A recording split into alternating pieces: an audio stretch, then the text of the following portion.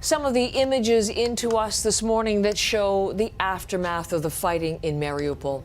These are satellite pictures from Maxar Technologies, now really one of the only ways to see what's happening inside the besieged city, because journalists have gone. Everyone is gone who can get out.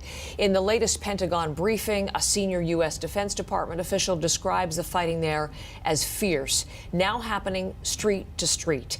The official says some Russian troops are now inside Mariupol for the first time, joining pro-Russian separatist forces from the Donbass and also pro-Russian fighters who have come in to the country from Chechnya.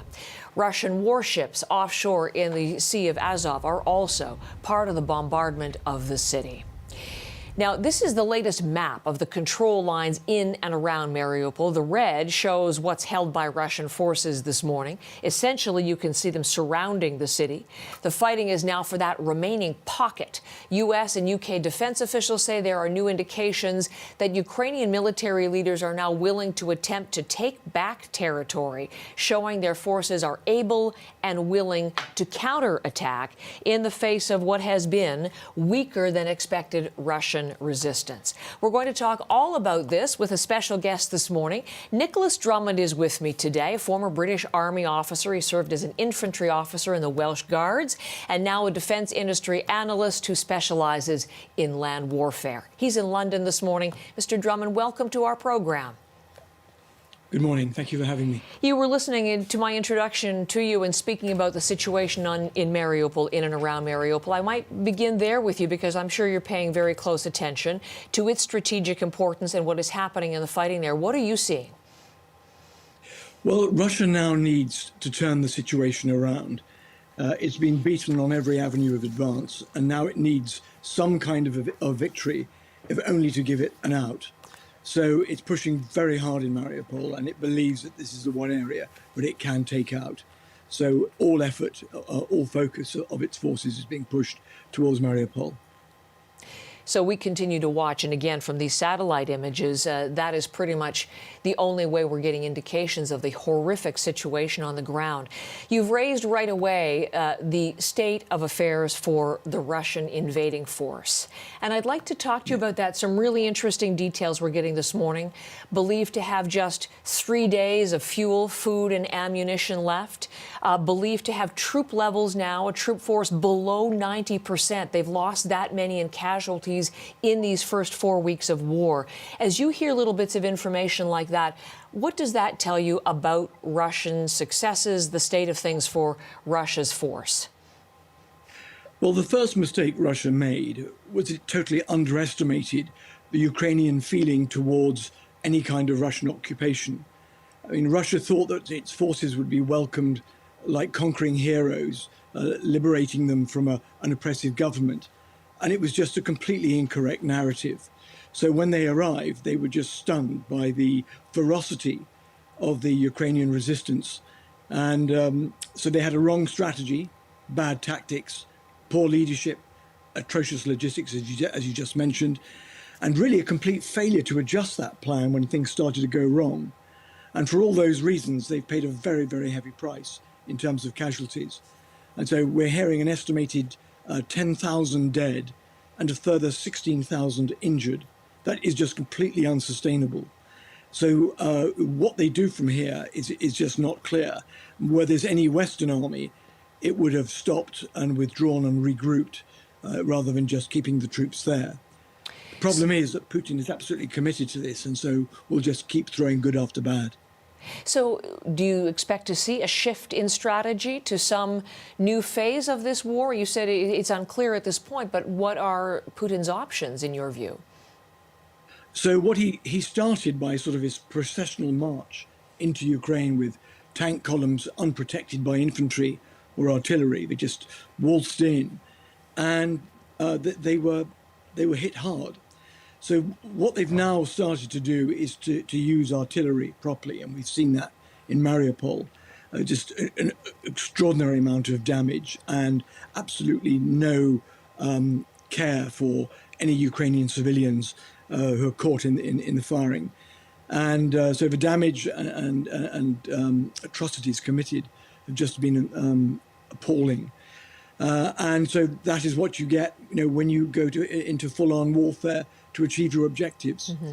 So we've seen this bombardment, we've seen this reduction of a city, and that will allow Russian ground forces, tanks and infantry, to move forward unimpeded. Well, at least that's the hope. But of course, when you do demolish a city to that extent, the Ukrainians will go into the ground, into the holes, into the rubble, and then engage them from there. So it's by no means over. I'm wondering if, yes, we're seeing more barbaric attacks on civilians, or so it appears to us as we observe that, all the accounts. But there are increasing concerns officials are expressing about Russia having to look to more lethal, more fearsome weapons, biological and chemical, and even nuclear, low-yield nuclear weapons. And I'm wondering if you could comment. We're just going to pause for a second. I'm going to play you in case you missed it yesterday. The Kremlin spokesperson, in an interview with CNN, Christiane Amanpour specifically, she asked him to definitively rule out Russia's use of nuclear weaponry in this war, and he refused to do so. And this is exactly how the exchange went. Let's listen to this together. Well, first of all, not yet. It hasn't achieved yet. Of course, no one would think from the very beginning about a couple of days. It's a serious operation with serious purposes. And I think if we try to remember those purposes, those main goals of the operation, it's to get rid of the military potential of Ukraine. So that is another part of the exchange, actually, where he talks about whether Russia has achieved his objectives, and you heard him say not yet. But when asked directly as to whether they would use nuclear weapons, he said he wouldn't rule it out if it was a perceived existential threat. The Pentagon immediately said that was dangerous. How do you view his comments? Very dangerous indeed. There's no other way to look at them. And I think it's our worst fear when that Putin starts using weapons of mass destruction.